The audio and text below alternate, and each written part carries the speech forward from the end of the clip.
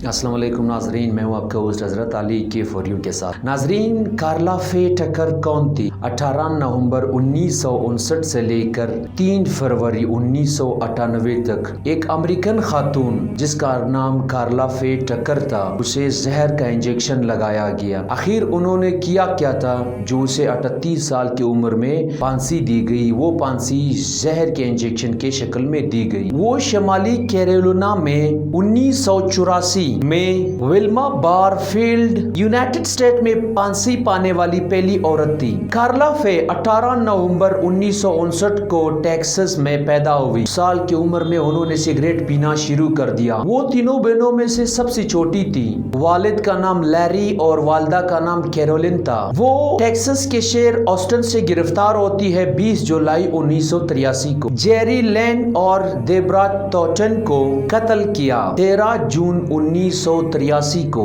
कार्ला की वालिदा कैरोलिन जिस्म परोशी का धंधा करती थी। कार्ला बचपन ही से अपने माँ के साथ आती जाती थी। फिर आहिस्ता आहिस्ता माँ के नक्शे कदम पर वो चलने लगी। 12 साल बाद उसे ख्याल आया कि उसे अब इस धंधे को छोड़ना चाहिए और कुछ ऐसा मुख्तलिफ करना चाहिए जिससे वो माल और दौलत बनाए। कार्ला की शादी 16 साल की उम्र में स्टेफन ग्रैप्ट से हुई। ये शादी सिर्फ 4 साल के बाद खत्म हुई। लिहाजा वो नशे के साथ साथ शराब नोशी भी खूब करती थी। उन्होंने अपने दोस्त के साथ चोरी की वारदातें शुरू की और 13 जून 1983 के रात वो जेरी के घर चोरी के नियत से दाखिल हो गई। वो जेरी का बाइक चोरी करना चाहते थे, मगर उस वक्त बदकिस्मती से जेरी जाग रहा था। उसने कार्ला को पकड़ लिया, मगर कार्ला और उसके साथी ने उस पर जोरदार वार किए। नाजरीन, पैकेक्स एक खूबसूरत और स्टाइलिश कुल्हाड़ी होता है जो अमूमन इसे लोग शोपीस के तौर पर घरों में रखते हैं। उस कुल्हाड़ी से कार्ला ने वार किए। कार्ला के दिल में मुआशरे के लिए इतनी नफरत थी कि उन्होंने जेरी पर एक नहीं, दो नहीं, बल्कि 21 वार किए। उस वक्त मौजूद जेरी की बीवी जो घर पर थी, उस पर भी तकरीबन 11 से 12 वार किए। इस हरकत से ये बात वाज़ेह जाहिर हो रही है कि कार्ला मुआशरे से कितनी नफरत करती थी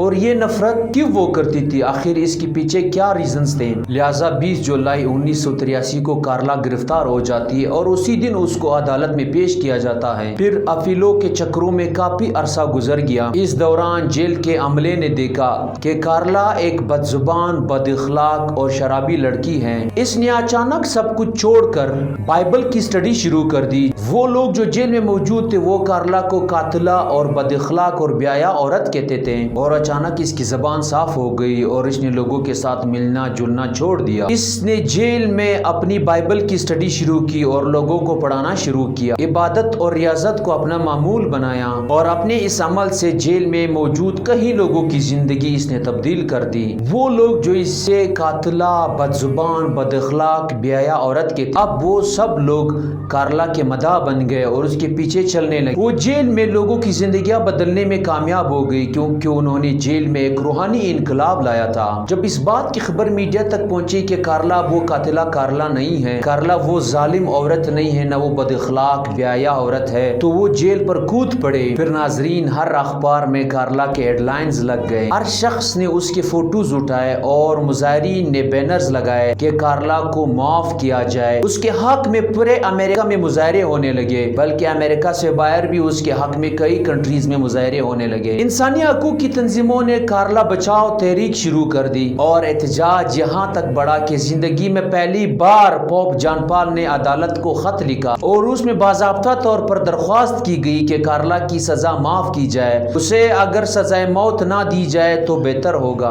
अदालत ने पोप जॉन पॉल की वो दरख्वास्त ठुकरा दी। सजाए मौत से 15 दिन पहले किंग लैरी ने CNN के लिए बाकायदा तौर पर कार्ला फे से एक इंटरव्यू किया। इस इंटरव्यू के बाद पूरे अमेरिका में इनकलाब बर्पा हुआ। अब तो लोग बिल्कुल कार्ला को कातिला नहीं समझ रहे थे। वो कह रहे थे कि ये कार्ला बदल चुकी है, लिहाजा इसे माफ कर देना चाहिए। ये मासूम है, ये सजा की हकदार नहीं है, इसे फांसी नहीं होनी चाहिए। लैरी ने कार्ला से सवाल किया, क्या तुम्हें खौफ नहीं लगता है फांसी से? कार्ला ने एक पुरसुकून अंदाज में जवाब दिया कि नहीं, मुझे यकीन है कि मैं अपने रब से मिलने जा रही हूँ जिसने मेरी जिंदगी तब्दील कर दी। अमेरिकी शहरियों ने रैम की अपील Texas board of pardon and parole से की और उसके सामने ये केस रख दिया गया कि खुदारा कार्ला को माफ की जाए انہوں نے جو بھی عمل کیا نادانی میں کیا، شاید اس ٹائم وہ اور اس کے دوست نشے کے حالت میں تھے۔ بورڈ نے سزا معافی سے صاف صاف انکار کیا کہ ہم ایک قاتلہ کو معاف نہیں کر سکتے ہیں۔ Texas board of pardon and payroll کا فیصلہ سنتے ہی عوام گورنر جارج بش کے گھر کے سامنے جمع ہو گئے اور اس فیصلے کی خوب مخالفت کی۔ اسی وقت امریکہ کے سب سے بڑے پادری جیکی جیکسن نے بھی کارلا سے ہمدردی کرتے ہوئے اس کے حق میں بیان دیا اور جارج بش سے اپیل کی کہ خدا را اس کی سزا معاف کر دی جائے یا اس کو عمر بھر قید میں کنورٹ کیا جائے۔ جارج بش اور مظاہرین کے درمیان طویل 11 گھنٹے مذاکرات ہوئے اور جارج بش اس نتیجے پر پہنچے، مجھے گورنر قانون پر عمل کرنے کے لیے بنایا گیا ہے، نہ کہ سزا معاف کرنے کے لیے۔ آج اگر کارلا کی جگہ پر کوئی فرشتہ بھی ہوتا تب بھی ہم اس کو معاف نہیں کرتے۔ جارج بش نے کہا کہ مجھے جیکی جیکسن اور کارلا سے دلی ہمدردی ہے۔ اس طرح موت سے 2 دن پہلے کارلا کی رحم کی اپیل سپریم کورٹ پہنچی۔ جج نے یہ کہہ کر درخواست واپس کر دی۔ جج نے اپنے الفاظ میں کہا کہ آج اگر پوری دنیا کہے کہ یہ کارلا نہیں کوئی مقدس عورت ہے تو بھی امریکن قانون میں اس کے لیے کوئی ریلیف نہیں ہے۔ جس عورت نے قتل کرتے ہوئے 2 انسانوں کو رعایت نہیں دی، لہذا ہم خدا کے حضور ان 2 لاشوں کے جواب دیدہ ہے جنہیں کارلا نے مار ڈالا تھا۔ ناظرین، آخر میں حضرت علی رضی اللہ تعالیٰ عنہ کا ایک قول ہمیں یاد آتا ہے، معاشرے کفر کے ساتھ زندہ تو رہ سکتے ہیں مگر ناانصافی کے ساتھ کبھی بھی نہیں۔ اللہ تعالیٰ میں اور آپ کو اچھائی کرنے کی توفیق دے۔ اگلی ویڈیو تک آپ لوگوں سے اجازت چاہتا ہوں۔ اللہ حافظ۔